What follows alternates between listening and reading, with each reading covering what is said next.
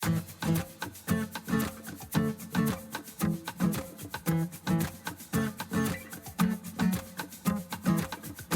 podcast is a quest for well-being, a quest for a meaningful life through the exploration of fundamental truth. Enlightening ideas, insights on physical, mental, and spiritual health. The inspiration is love. The aspiration is to awaken new ways of thinking that can lead us to a new way of being well. Welcome to Body, Mind, and Soul Healing Conversations.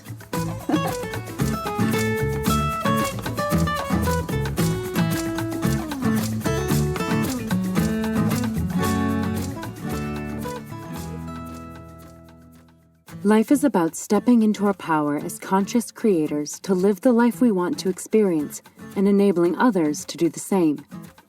Valeria Teles interviews Meniyka Kiravell. She's an online holistic healing mindset coach, in-person hypnosis practitioner, and speaker. Meniyka Kiravell's aim is to inspire and expand our collective conscious. She has had a wild and surreal life. Around the age of 12, she began having out-of-body experiences on a nightly basis. At the age of 13, she experienced her first conscious telepathic communication, and by 18, she knew that no matter how much trouble she stirred up, that she was taken care of and divinely guided. All of these experiences have shaped who she is today, a life coach who helps her clients experience their true purpose, potential, and innate sense of divinity and well-being. Meniyka's personal and professional goal is to help us know and feel our true potential and power so we can move through this life experience with complete confidence. In her 30s, Meniyka moved back to the United States to treat her mother. She suffered from disabling migraines and had lost her job 2 years prior at the hospital where she had worked for over 30 years. Using 100% natural techniques and energy medicine, her mother's health rebounded within 3 weeks. Meniyka chose to stay close to home and settled once again in California, this time in San Diego. Having come full circle, she is back in America as an awakened conscious creator.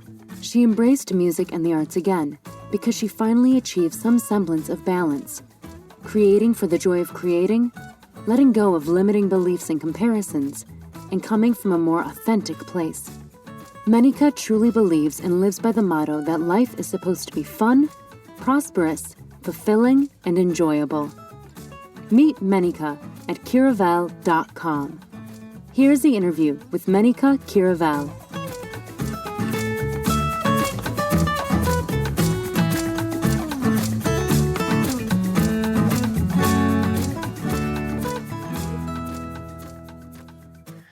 In your own words, who is Meniyka Kiravell? I'm a life coach. I am an artist. I'm a human being. And my goals really in life are to be the most empowered version of myself and to help others be the most empowered versions of themselves. Because I think it's fun. And that's the kind of world I want to live in, where everyone's empowered and we have clarity and we're tuned into our own guidance and really able to milk life for all of its gifts. When you talk about being empowered, of being the best version of ourselves, what is the destination for that? Is there a destination? What is the ultimate goal of getting there? Well, I think that being the best version of yourself is the version of yourself where you're enjoying life and right. You feel clear, you feel easy, you feel relaxed. And I think ultimately it's about how you journey through life. We don't take anything with us. Of course, we have goals and things we want to create or manifest, and we're always manifesting. And of course, we want to manifest the best, the most ideal, successful version of everything. But I found that the easiest way to get there is to practice that along the journey. So the destination for some may be the outcome, But I think the most powerful way to get that outcome is to integrate that best version of yourself, meaning thinking from that version of yourself and the vibe that version of yourself would have if they did have the outcome that they wanted. And that makes the journey, more enjoyable. So I think it's the means and the end. I love that, Menika. That makes a lot of sense to me.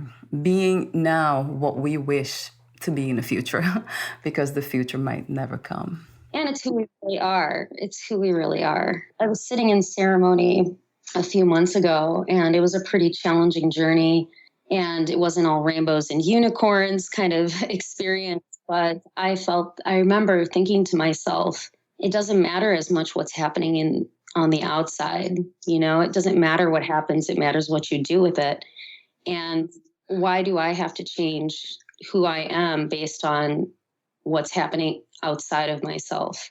So I had that I had already had that realization, but, each time I realized it, I got a little deeper with it. And so it's like moving through life kind of conditionless, where you are in your own power, you are content, you can see the gifts in life, you're kind of cup half full in your attitude and perspective. And again, it puts you in a state where you can really create whatever it is that you want. You're always going to have the essence of whatever it is you want, and you can get as specific as you want. And you have that power when you're moving from that kind of space, instead of kind of, unfortunately, like wasting your energy in worry or concern or any of the other emotions. I often ask the question too, not to everyone, but I'll ask you, is that possible to really realize what we call unconditioned love, life, or anything coming from a conditioned body and mind? How possible is that, Menika?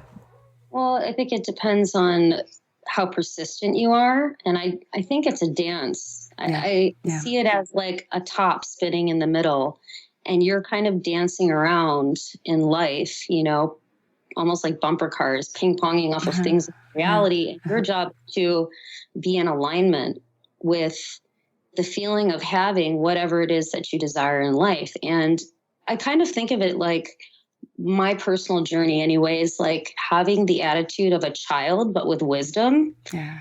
You're lost in the moment. You don't have an agenda per se, but you're genuinely present and enjoying life. Now, is that possible to sustain over a whole human lifetime? I'm sure everything is possible, but I don't think that's the point.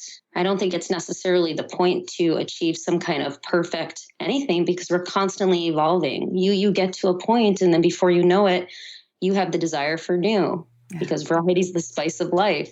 And then you get to the edges of that, and it might be a bit uncomfortable. So you fall out of alignment a little bit, and then you readjust and recalibrate. So my goal is to be in alignment as much as possible, but it's totally normal. And I think it's very healthy and even expected to move out of that, because when you move into a new sphere of expansion, then it's going to be a bit uncomfortable. It'll be unknown. If that makes any sense. And so then you take a little time celebrating and figuring it out, and then you get back into that space.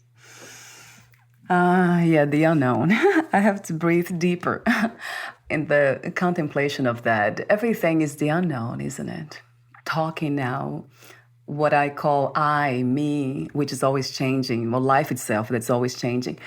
But everything it's the unknown. We claim to know, but that's because we're coming from that place of that, let's say, the separated wholeness that owned the reality, this reality, or piece of reality per se.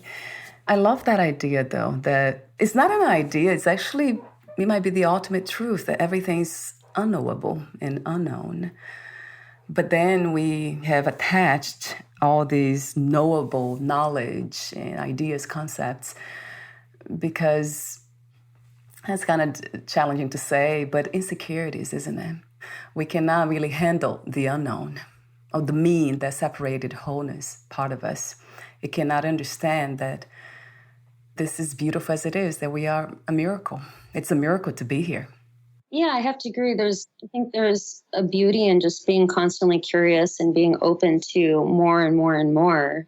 And it can't all be known, or perhaps it can be, but at this point in human history and where most of us are, Can it all be known? We don't even need to know it all. But I think what we can know is that we can know some basics.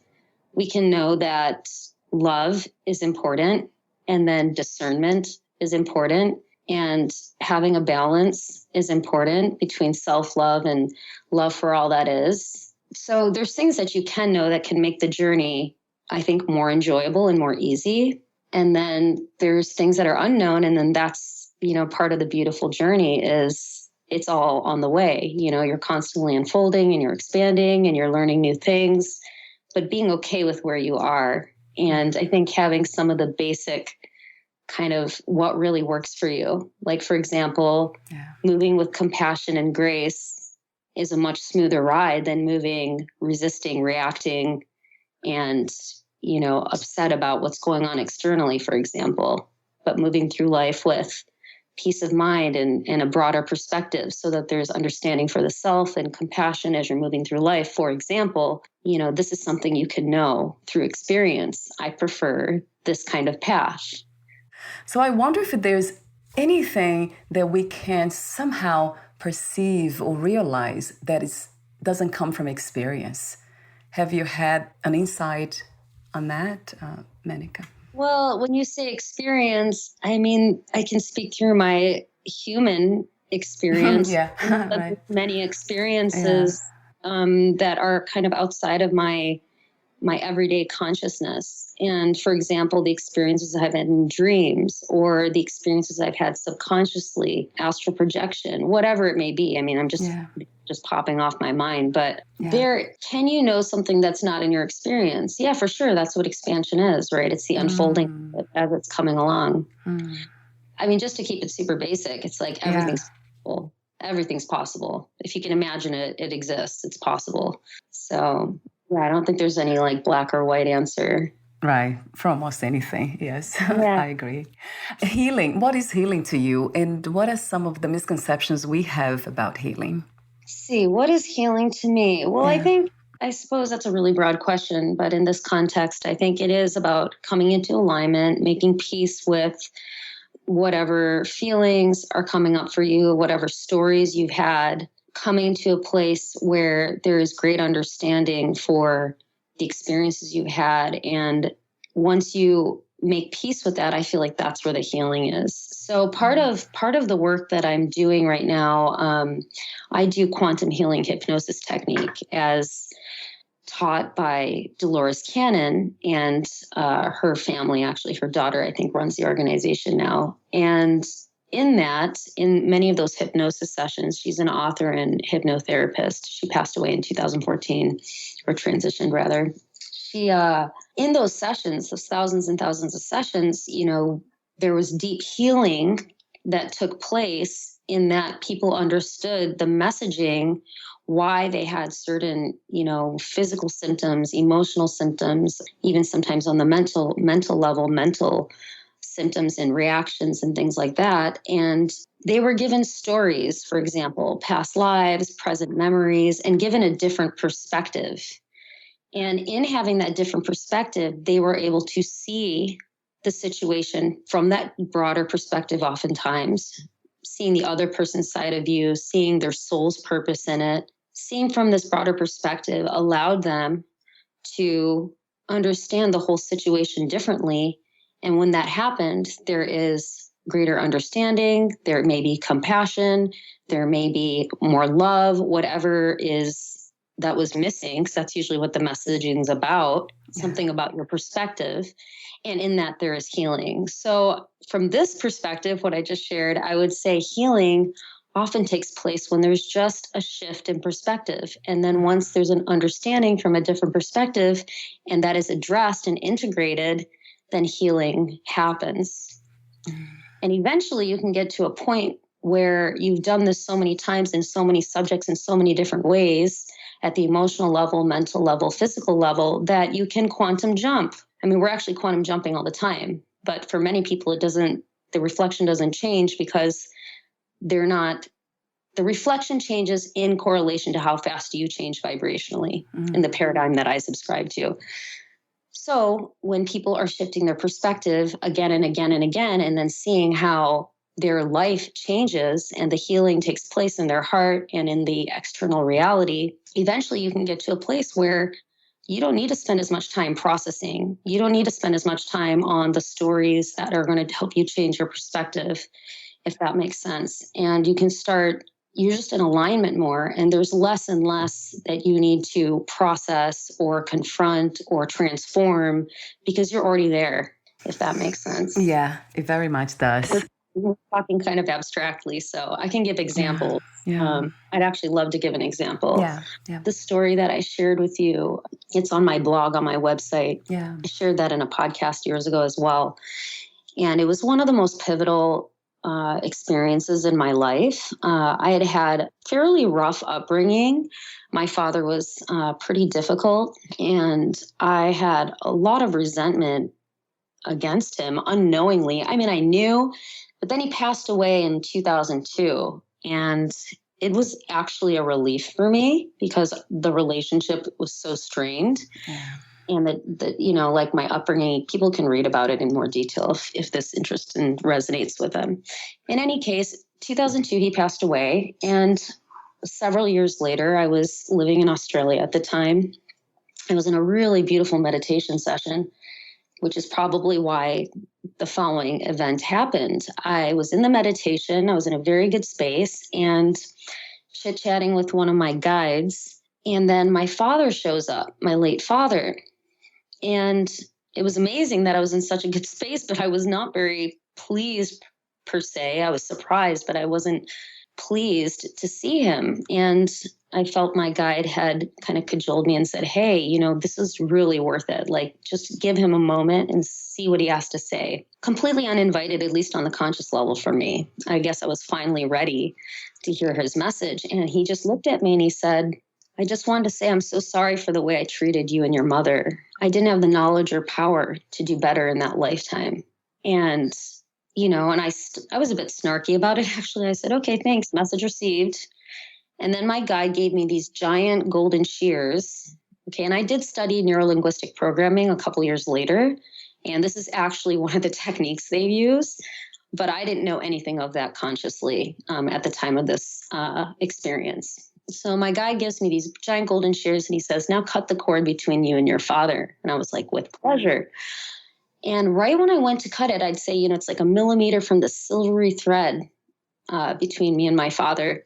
And right about a millimeter away, the scissors stopped. And in a split second, you know, it's just like the stories you've heard of people who are in NDEs, who have near-death experiences. And the amount of information I had access to in that moment, that whatever time pocket that was, few seconds, I had this experience of me and my father and our different relationships in many lifetimes, and not all human, but just many, many lifetimes. I mean, it was just like seeing your whole life pass in like a second. It was like that, but it was me and my father's relationships. And I could see us as, you know, friends, neighbors, brother, sister, I mean, you name it. And so much love. We were like in the same soul group kind of sense, you know, like almost like a soul family. And we decided to play together in many, many lifetimes. So with that experience, I then cut the cord. And then the next day I woke up with tremendous pain coming out of my thoracic region and my spine behind my heart chakra. And I could barely breathe, but I was enrolled in some myofascial courses. And I think I was heading to an iridology course that day. I was part of the series. And I had gone to the course or gone to the lecture hall. And there were some kind of intuitives there, people who were into energy medicine. I was familiar with it, but I hadn't really made the connection yet. So this is that experience that changed everything for me. And one of the intuitives came up to me and she said, oh my God, what is happening to you? You know, my goodness, what's going on? I see bitterness and rage coming out of your back. And I was like, is that what it is? Because I can barely breathe. And I'm in a lot of excruciating pain. And she goes, it's okay. It'll clear in 48 hours. And she did a wonderful myofascial technique called Bowen. That's what I was studying at the time as well on me. And, you know, just a few minutes, some quick moves. And 48 hours later, the pain had subsided completely. But really, in the next 2 months, I had incredible results, like in the sense that I had always felt there was like this subtle thread in my consciousness, awareness of feeling misunderstood by people, of not really connecting at a deeper level. And I didn't give it a lot of conscious attention. It had been like that since I was a child. So I just kind of got used to it and, did the best I could. But in the next following 2 months, people started, friends, old friends, people I thought who were friends, wrote me from around the world and started to write me letters of forgiveness and apology and clearing up the misunderstandings, just saying, I'm sorry, I misunderstood, out of nowhere, several. And I even went to India after that. And I was really off grid. I was just floating around for a few years, studying a lot, meditating, and, on a very personal journey of introspection and surf. Yeah. Had to throw that in there. And the fun. And my father's sister, my aunt, who I never really vibed with, came up to me out of the blue and she said, I got a touching. In our culture, this is kind of like an intuitive hit. You would be here. And she had been waiting there for 2 days or something like that. And she just apologized for, the things she had said when I was a child and the way I was treated. And from that day on, my relationship's next level. I did not have that feeling of misunderstanding or being, not seen or not heard or whatever the subtleties of those feelings were. And so I just share that as a story of my perspective changed because I started to understand he did the best he could in this life. And I would not be who I am. My mother would not be who she is if he didn't play that kind of character. And it was the best he could, given that he didn't have full awareness of who he is. When we come onto this earth plane, we lose awareness of who we really are. It's part of the challenge, if you will, of taking on an earth life. And so it shifted my perspective. I started to see things from a much broader perspective. I made the connection that, all of these things, whether they show up physically, mentally, or spiritually, emotionally, however they show up for you, your energy is at the basis of it. So just for me shifting my perspective of my father and understanding this and having compassion, he taught me forgiveness through this. And now I think of him with love. I think of him with really a lot of appreciation and gratitude because it shifted the whole trajectory of my work, my perspective, my life. And I move with so much more love and understanding. And of course, there were many more lessons. It's not like it was all in one, but I'm just giving that as an example that the power of shifting your perspective, right, how it will change everything in your life. And it does, yeah, very much does. And I often wonder if it always takes suffering for that to happen.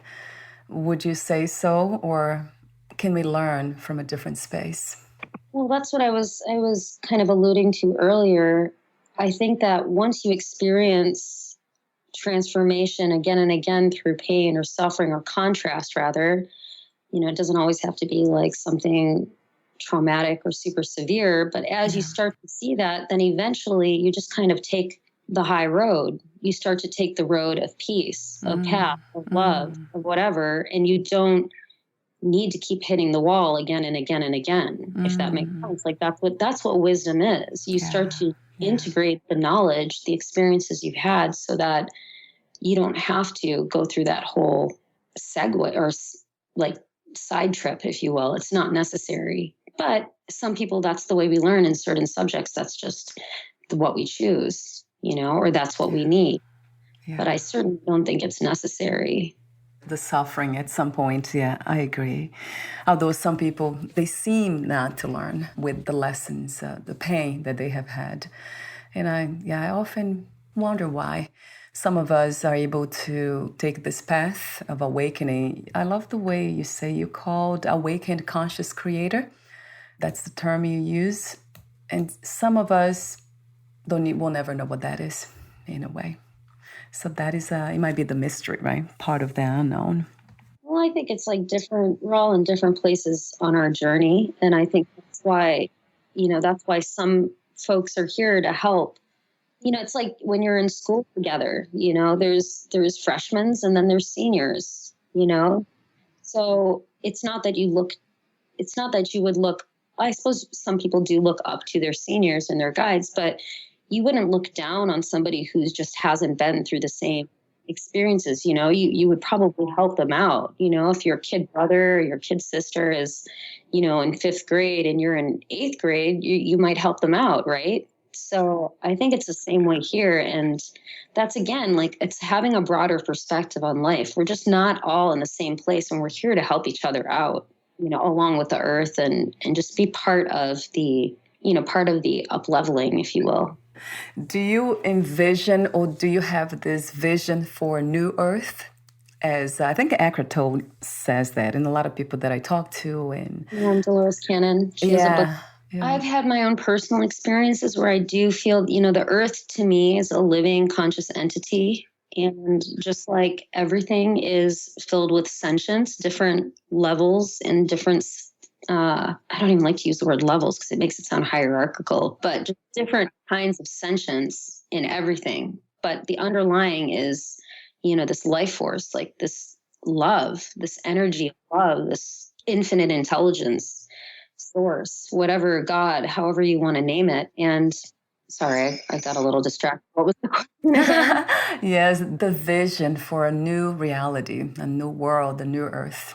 Yeah, so the earth is going through what I truly believe is an ascension process where she's ready to move on. And all the beings that are within her domain, that she provides a home to, and many of them are not even on this kind of physical dimension where we can perceive it.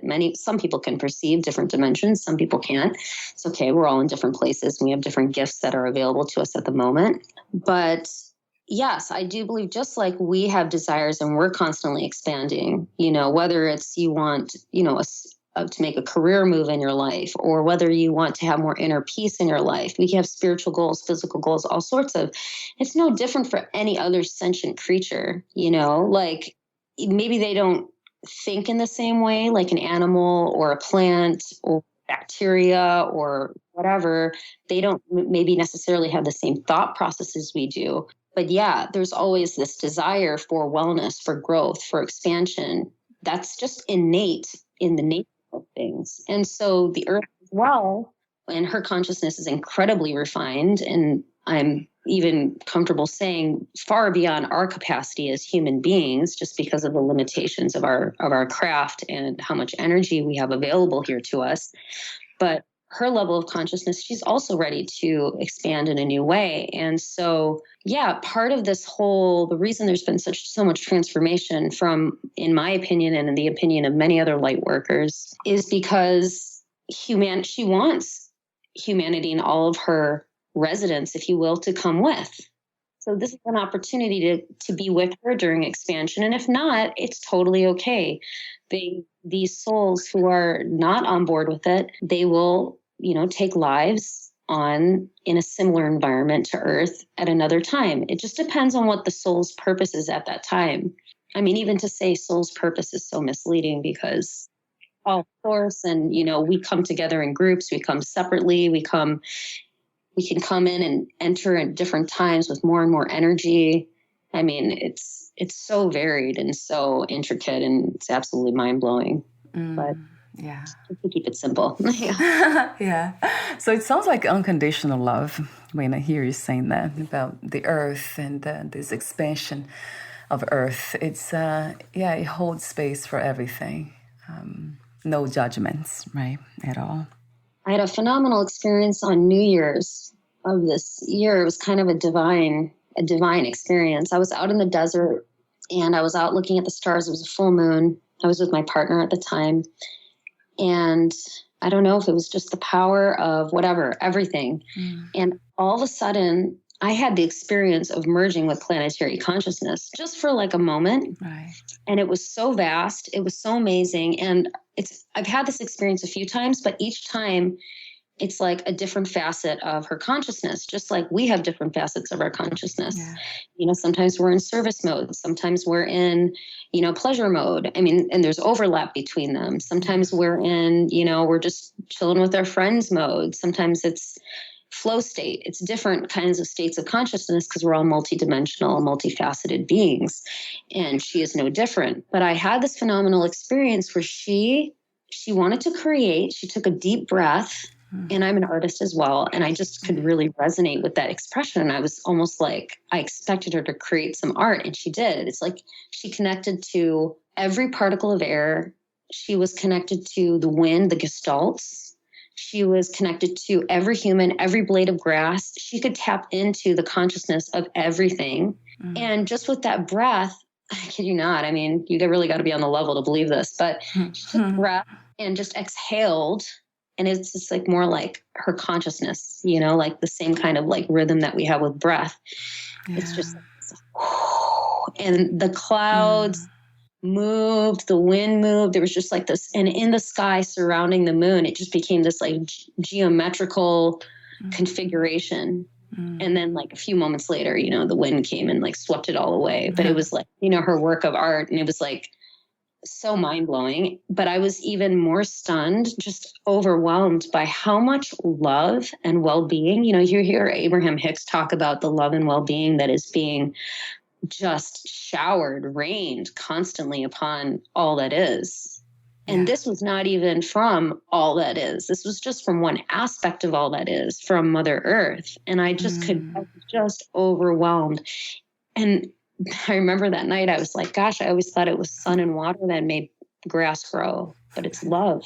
That was the experience. It was so mind-blowing. So when you said, oh, you know, it's a process of unconditional love, yeah, the whole path, the whole journey is about that, you know, and it's fine. You can meander however you want.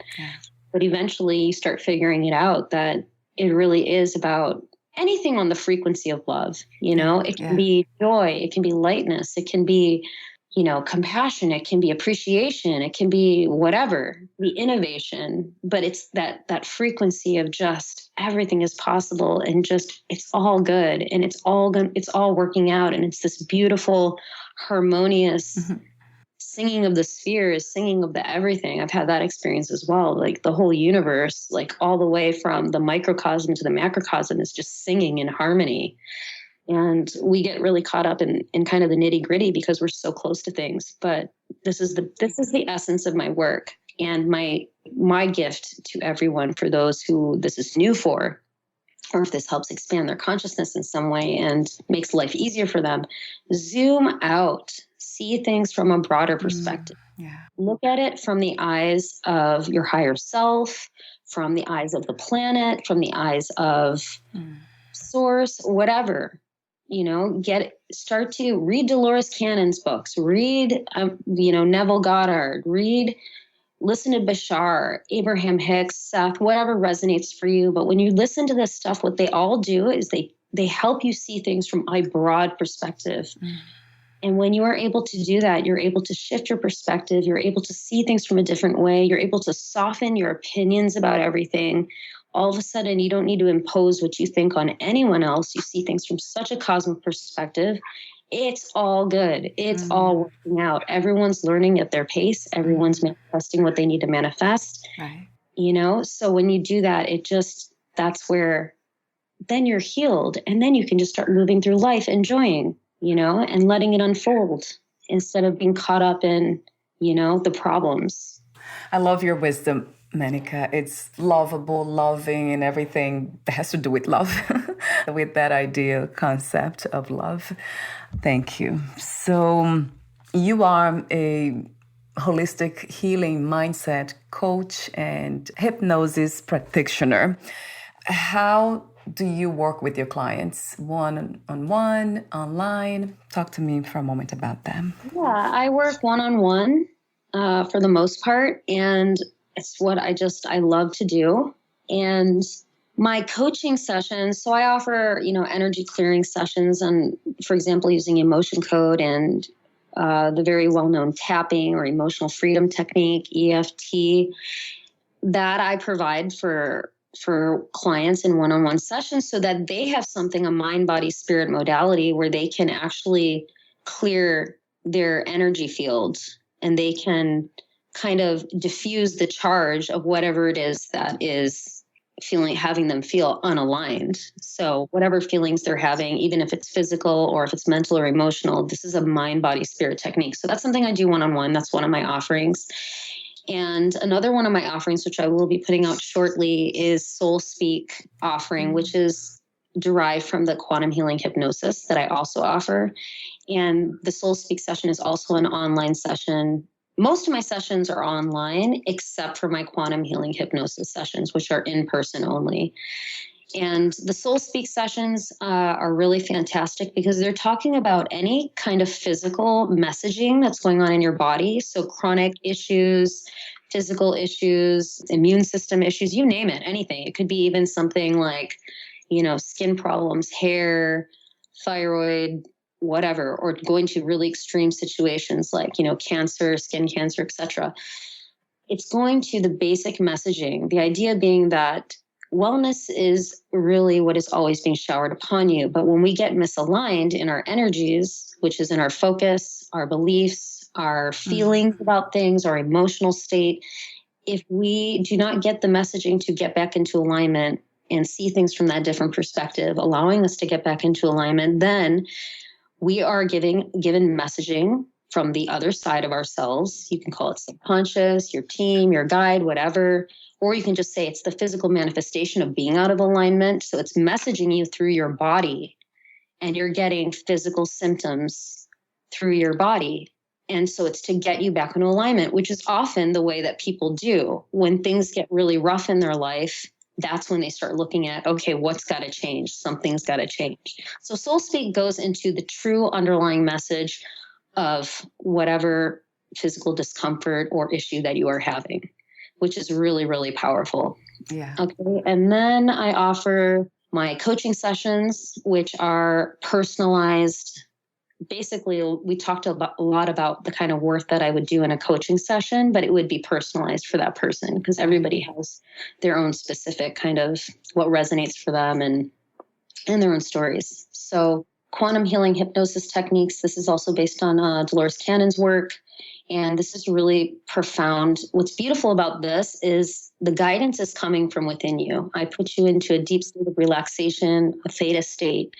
And from this state, we ask the questions that you wanted to get clarity and healing around. And from that deep state, you have access to the same realm, the same kind of information when you're in your dream state. There's a lot of information there. And so your inner guidance can come through and it will address these questions. And healing often takes place immediately because once you understand and have that shift in perspective, and if you are able to address it, the messaging system is whatever is messaging to you in your life will immediately, and oftentimes immediately, sometimes it takes a bit longer, will just dissipate. So those are the bulk of my offerings, but they're all about really, really deep transformation, long-lasting transformation that is going to empower you for the rest of your life. You can use these things in any subject for the rest of your life. Where can we find more information about you? What is your website, Menika? My website is www.kiravell.com, which is my last name. So my name is Meniyka Kiravell, and my website is www.kiravell.com. That's KIRAVELL.com. Wonderful. I'll have that link on your podcast profile too. It will be here. Okay, thank you. And two more questions for you, the ending questions. What is freedom to you? What is to be liberated? I think liberation is really in the mind and in the heart. It's a feeling. It's a feeling where anything is possible. Everything's working out. It's just it's true. And it's not chasing the reflection. It's not chasing the conditions. There's this true feeling of freedom. And I think also just practically speaking, it is being a master somewhat of your internal world. So I'm a huge proponent of meditation and contemplation, even potentially microdosing, guided microdosing to expand your consciousness. But I think that at the end of the day, having that practice, I give a lot of my clients the mental diet approach. Getting into the habit of seeing the correlations, tracking what's going on internally and what's going on externally. You prove it to yourself. And so there's freedom when you start to become a master of your internal world, when you start to understand, where is my focus going? When you become the witness and you can start to observe. And it's not about controlling or forcing. It's kind of like gently guiding it back into alignment, choosing at times, I could go down this road, down this slippery path in my mind into these stories and this kind of expansion. But you know what? I've been there before. It doesn't feel so good. Right. And I also find that it wastes my time. It's a slippery slope. So you know what?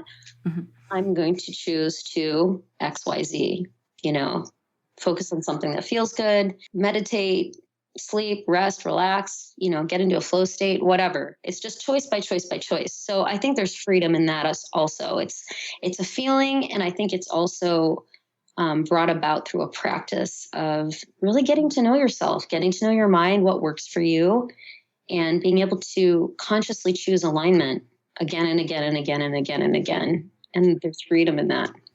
And my last question is, what is another word for life? I suppose it's the manifestation of love. Oh, wow. It's a manifestation of love, manifestation of all that is. Thank you so much, Menika, for your presence. Sure. Thank you, Valeria. Your beautiful intention, your loving and lovable work. It's truly beautiful. Thank you. So we'll talk soon. Take good care. Thank you. Yeah, bye for now. Bye-bye.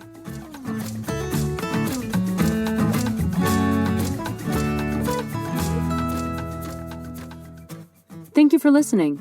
To learn more about Meniyka Kiravell and her work, please visit kiravell.com.